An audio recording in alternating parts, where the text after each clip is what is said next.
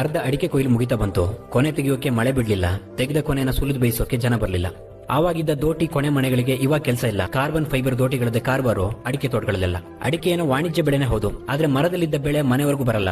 ಔಷಧಿ ಸಿಂಪಡಣೆ ಮಾಡದೇ ಇದ್ರೆ ಕೊನೆಗಳಲ್ಲಿ ಅಡಿಕೆನ ಉಳಿಯಲ್ಲ. ಏನೇ ಸಮಸ್ಯೆಗಳಿರ್ಲಿ, ಈ ಅಡಿಕೆ ಕೊಯ್ಲು ಬಂದ್ರೆ ಈ ಮಲೆನಾಡಲ್ಲೆಲ್ಲ ಏನೋ ಒಂಥರ ಹೊಸ ವಾತಾವರಣ.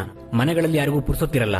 ಅಡಿಕೆನ ಸುಲಿದು ಬೇಯಿಸಿ ಹರಡಿ ಒಣಗಿಸೋಕೆ ದಿನವೇ ಸಾಕಾಗಲ್ಲ. ಮೊದಲೆಲ್ಲ ಅಡಿಕೆ ಸುಲಿತಾ ಅಂದ್ರೆ ಅದೆಷ್ಟೋ ಜನ ಮೆಟ್ಟಗತಿಯ ಮುಂದೆ ಕೂತ್ಕೊಂಡು ಎಲ್ಲ ಅಡಿಕೆ ಹಾಕೊಂಡು ಕಾಫಿಯನ್ನು ಹಿಡ್ಕೊಂಡು ಊರಿನ ಸುದ್ದಿಗಳನ್ನೆಲ್ಲ ಮಾತಾಡ್ಕೊಂಡು ಸಮಯನೂ ಕಳೀತಾ ಇತ್ತು, ಸಂಪಾದನೆನೂ ಆಗ್ತಾ ಇತ್ತು. ಆದ್ರೀಗ 10 ಜನ ಮಾಡೋ ಕೆಲಸಗಳನ್ನ ಮಿಷಿನ್ಗಳೇ ಮಾಡಿ ಮುಗಿಸತ್ತೆ. ಅದೆಷ್ಟೇ ಮಿಷಿನ್ಗಳು ಬಂದ್ರೂ ಪ್ರತಿ ಕೆಲಸದಲ್ಲೂ ಸ್ವಲ್ಪನಾದ್ರೂ ಇದ್ದೇ ಇದೆ ಜನರ ಅವಶ್ಯಕತೆ. ಕಾಲ ಕಳೆದಂತೆ ಸಾಂಪ್ರದಾಯಿಕ ಕೃಷಿ ಮಾಯವಾಗ್ತಿದೆ. ಇವತ್ತಿನ ರೈತರ ಜೀವನದಲ್ಲಿ ಮಿಷಿನ್ಗಳೇ ಮುಖ್ಯ ಪಾತ್ರ ವಹಿಸ್ತಾ ಇದೆ. ಇದಕ್ಕೆಲ್ಲ ಕಾರಣ ಈಗಿನ ವಾತಾವರಣ. ಯಾವಾಗ ಬಿಸಿಲಿರುತ್ತೆ, ಇನ್ಯಾವಾಗ ಮಳೆ ಬರುತ್ತೋ ಗೊತ್ತಾಗಲ್ಲ.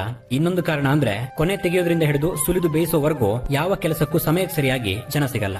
ಇದೆಲ್ಲವನ್ನ ಪಕ್ಕಕ್ಕಿಟ್ರೆ ಅದೆಷ್ಟೋ ರೈತರ ಬದುಕು ನಡೀತಾ ಇರೋದು, ಇನ್ನೆಷ್ಟೋ ಕುಟುಂಬಗಳು ಅನ್ನ ತಿಂತಿರೋದು ಈ ಅಡಿಕೆಯಿಂದಾನೆ. ಸಮಸ್ಯೆಗಳೆಷ್ಟೇ ಬಂದ್ರೂ ಮೈ ಕಡುವಿ ನಿಂತು ಕೃಷಿ ಕೆಲಸದಲ್ಲಿ ತೊಡಗೋನು, ನಾಡಿಗೆ ಅನ್ನ ಹಾಕೋನು ರೈತ ಒಬ್ಬನೇ. ಪ್ರತಿ ವಿಡಿಯೋಗಳನ್ನ ನಿಮ್ಮ ಮುಂದೆ ತರಬೇಕಾದ್ರೆ ತುಂಬಾನೇ ಶ್ರಮ ವಹಿಸಬೇಕಾಗತ್ತೆ. ಫಾಲೋ ಮಾಡಿ ಬೆಂಬಲಿಸಿದ್ರೆ ಇನ್ನಷ್ಟು ವಿಷಯಗಳ ಮೇಲೆ ವಿಡಿಯೋಗಳು ಬರುತ್ತೆ. ಉದುರಡಿಕೆಯ ಸುರಿದು ಕೊನೆಯೆಲ್ಲ ಬಡಿದು ಮಣಿಗಳ ಸುಲಿಯುವ